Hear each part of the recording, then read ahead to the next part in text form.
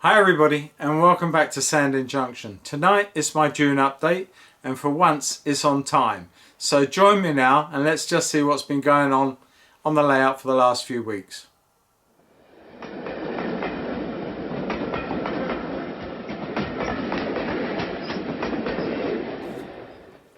Welcome back everyone. As I said, it is my June update and quite a bit has been going on, although most of it is quite repetitive. It's a lot of track work. But what you will see is that whereupon I was quite stuck in both the fiddle yard, or what I'm calling the marshalling yard, and the entrance into Ashford Station, you'll see how I've gone on from those. I've actually broken out of the marshalling yard at the other end, and I've also come all the way through now to the end of Ashford Station, so I'll show you all of that and how that's been developing, and also moreover, and what the main thrust of this video is going to be about is my plans, and also, if I'm lucky enough, the building of my area across the door. Hi everybody and welcome back. This is just an interruption to proceedings. At this point in the video, I did happen to say that the main thrust of the June update was going to be how I built the traverse section that went from Ashford across the door to join up with Sandling Junction. And I did say that I would film it at the point after this in the video.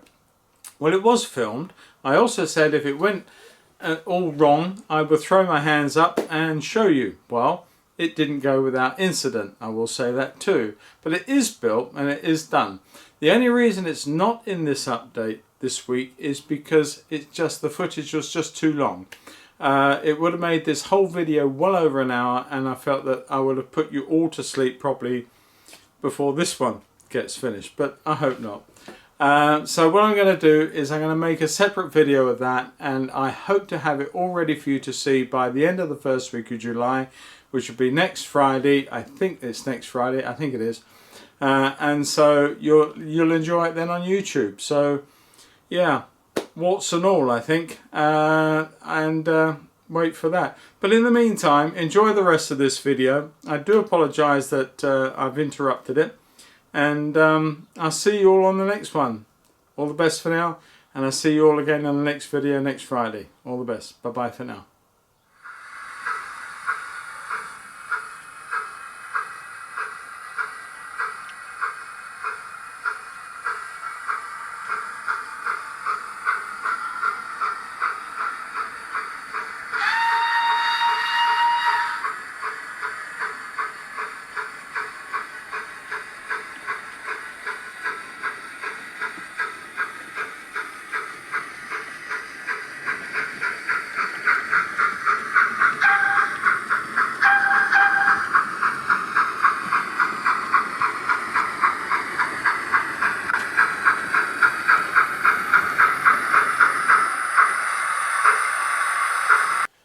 Welcome back everyone, and right now I've got to say I'm feeling quite pleased with myself, and let me tell you for why.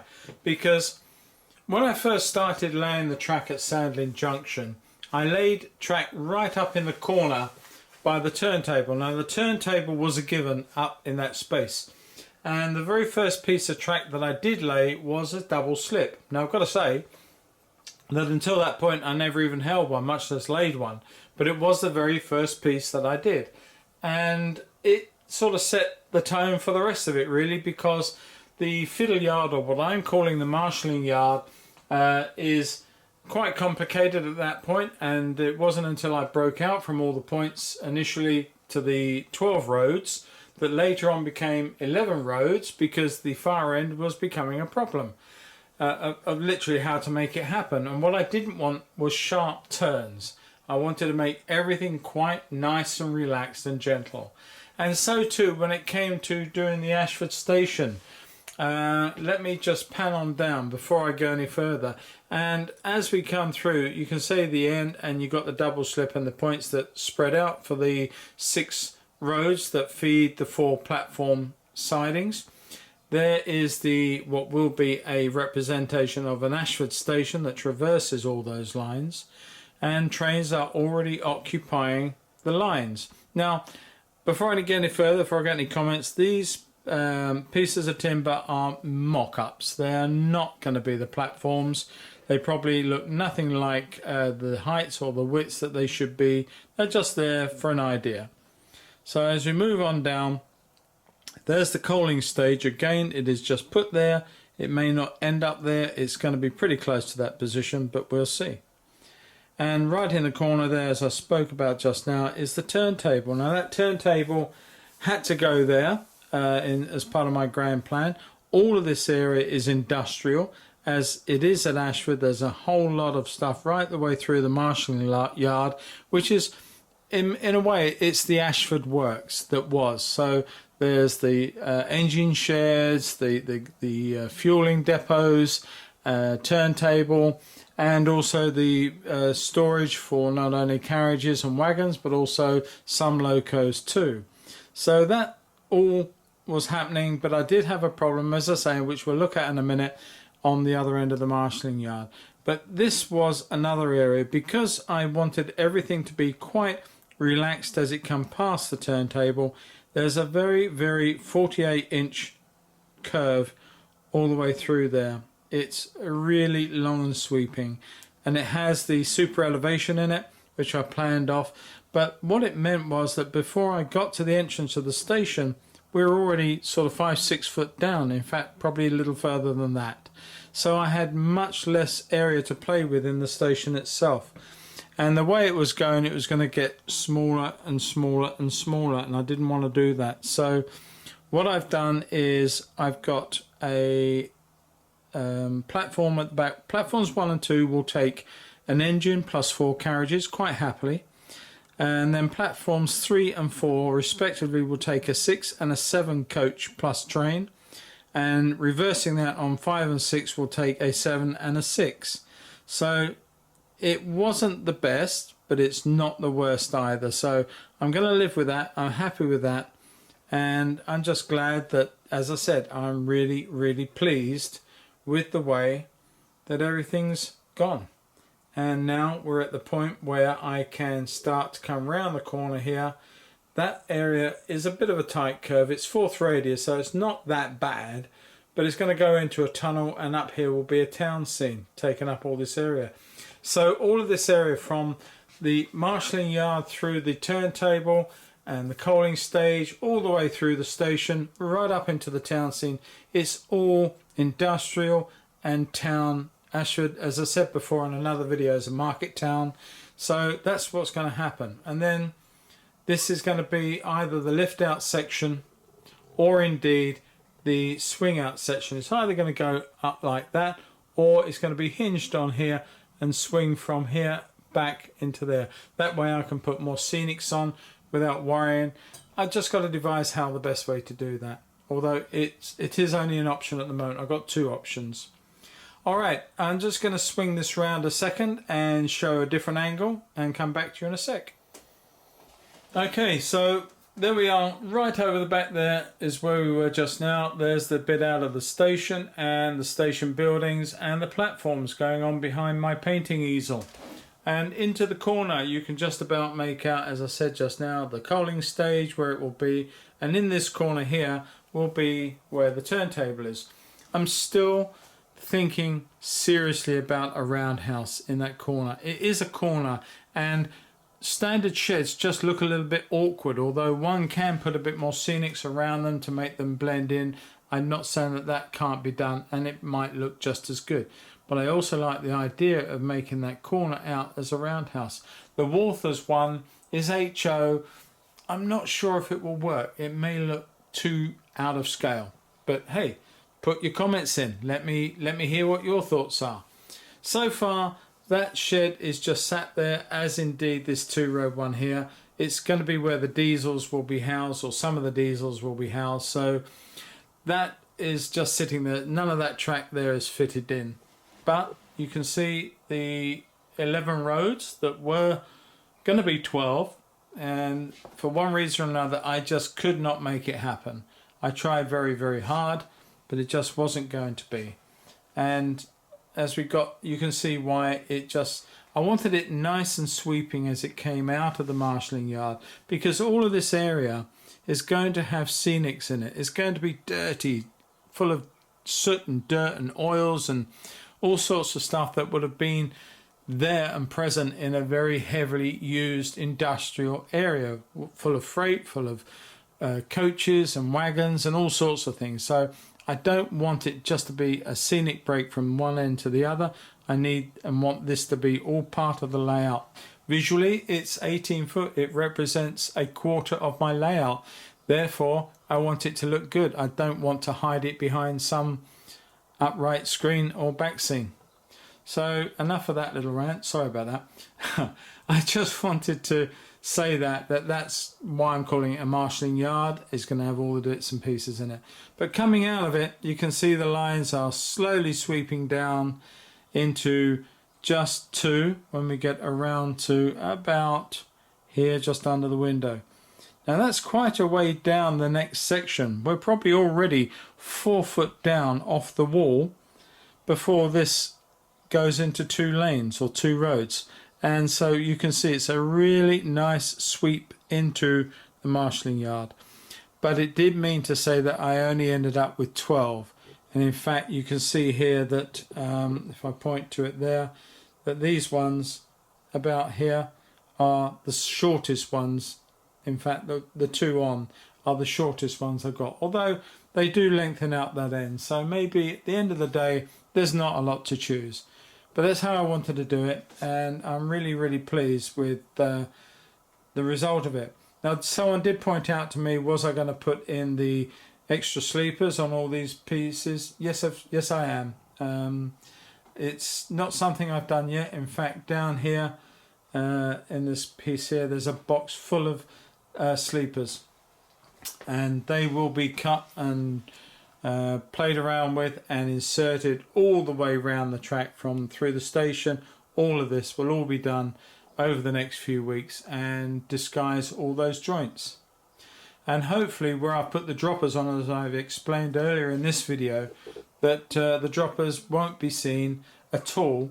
I've pushed together the areas of the sleepers where they go down, so they're hidden, and indeed the ballasting, when it finally gets done one day, will hide the rest of it. So that's all for the moment. I will come back with some more and a further bit of this update.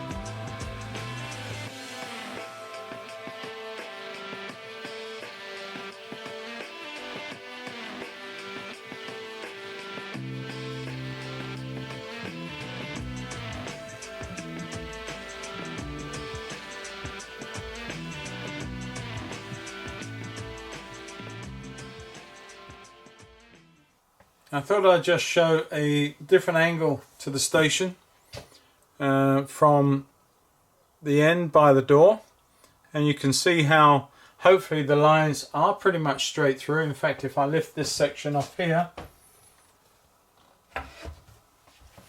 you get a better idea of how they look, how they're splaying out from here and going off onto their right areas. These platforms, as I say, this one has had chamfers put onto each end, but they are just mimics. They're just literally to give some idea of what it might look like. But yeah, wider platforms as needed. I want to put some retaining walls, arches. I know a lot of people use them, but it would be nice to do that. And then maybe bring them in a little bit further so I can actually put some sort of road and a few people behind the bridge, or some trees or something up. I don't want to move these. They're going to stay, so it's going to be limited what goes along there. But then it can build up higher here towards the town scene and bridges, and where this whole thing moves into a tunnel. So yeah, there we go. Ashford Station, albeit in its infancy, but it's there. The guts are there. All I got to do now is to finish off putting all the point motors in, the servos, and to get those all rigged up and working underneath with the mega points, and the same on this end to link them so that it all works. But essentially it's all happening. Let me just show a couple of these steamers moving up and down.